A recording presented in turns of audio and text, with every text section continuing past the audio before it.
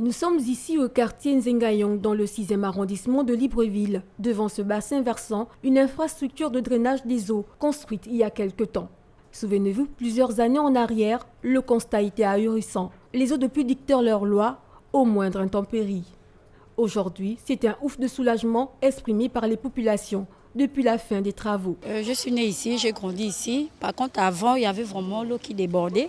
Maintenant, depuis qu'ils ont mis le canal, tout va bien. On est à l'aise maintenant. Ça va, ça se passe bien. Les pluies ne nous dérangent plus. J'ai connu cet endroit avant l'arrivée du bassin versant. Et avant l'arrivée du bassin versant, vraiment, je vous assure que ce n'était pas la joie.